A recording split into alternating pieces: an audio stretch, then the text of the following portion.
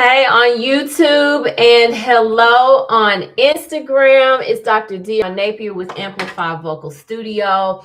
And I am coming back again to talk about bel canto voice teachers versus the current music industry.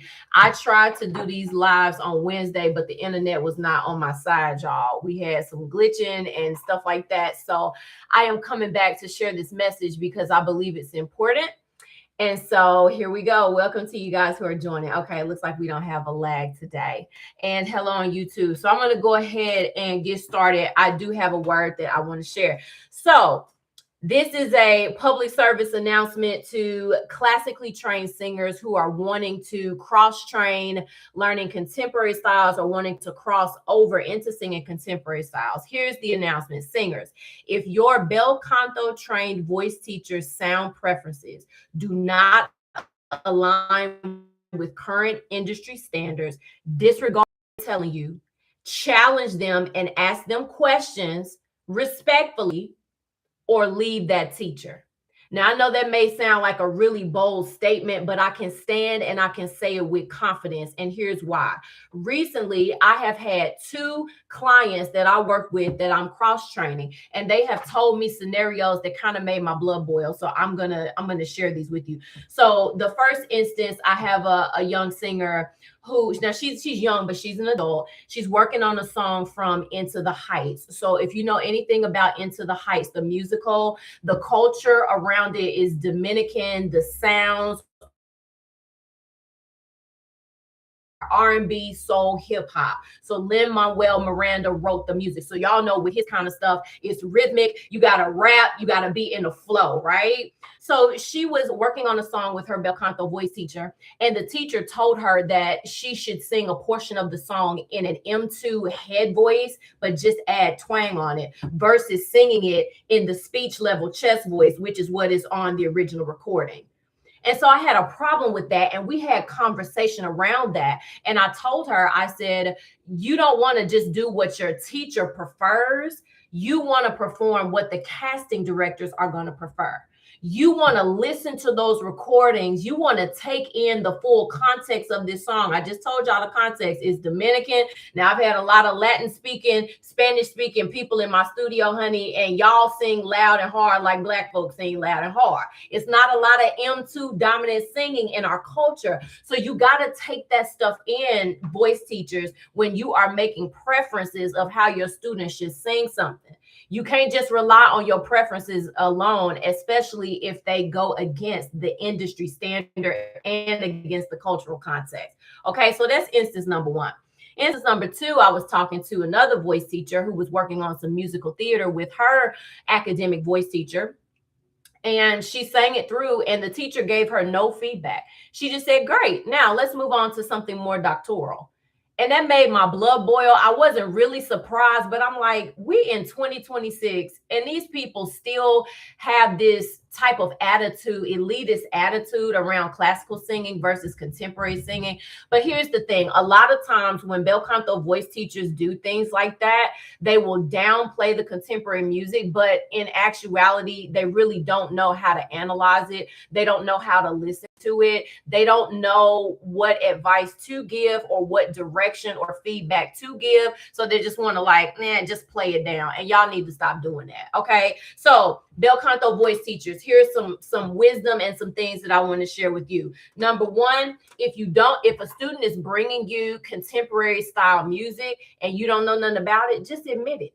Okay. This is what I just said. Don't downplay it.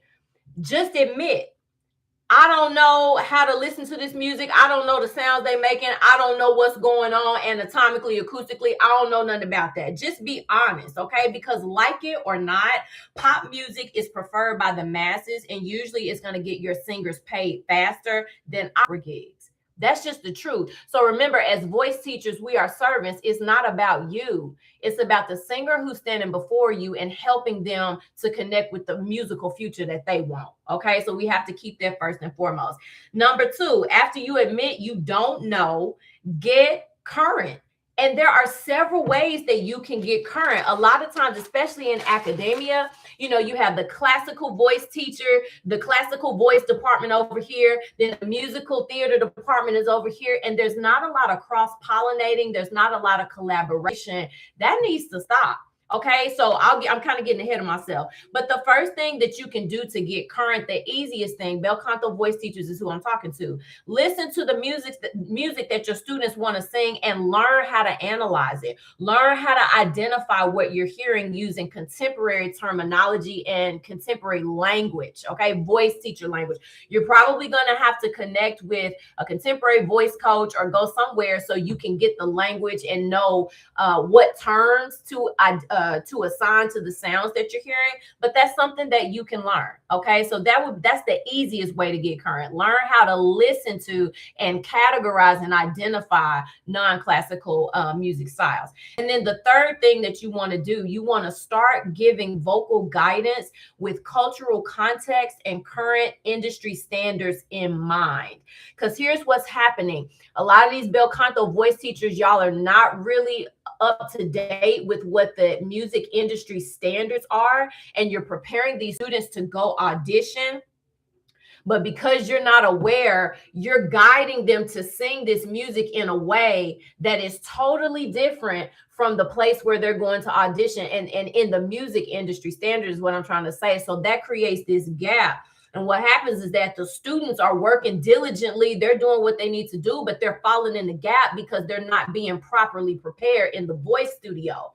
So voice teachers, this is why I'm saying that. Give guidance on the vocal sounds that they should make, not just on what you prefer. Okay, because if your preference don't match the industry standard, that ain't, we got them falling. Okay, that's what I just said. I'm sorry, I'm repeating myself. So what you want to do, you want to learn the industry standards. How do you do that? One way, you can have conversations with musical theater professionals. Like I said, get out of your silo and start interacting with other professional musicians. You can have conversations with professional recording artists, with contemporary voice coaches. Ask questions, be curious, and don't be afraid to change and modify some of the beliefs and some of your beliefs and the methods that you use for teaching voice. There's nothing to be ashamed of. Stay curious, ask questions, be humble, and learn. Okay, that's really the message. The final thing I'll say, voice teachers, remember, it is not about you. It is about serving the student and best preparing them for the future that they want, period. Okay, so that's my message today. Does anybody have any questions, any comments? Replay watchers, you're welcome to drop your questions if you have them. But this was kind of burning in my heart because I've had two singers in a short period of time bring me these instances with their Bel Canto voice teachers. And, we have to be current. We have to be current. Okay, any questions? I don't see anybody saying anything. Well, thank you guys for joining me live. I will upload this for replay watchers. Leave comments, leave your thoughts. We can have conversations, and I will talk to you guys soon. Take care.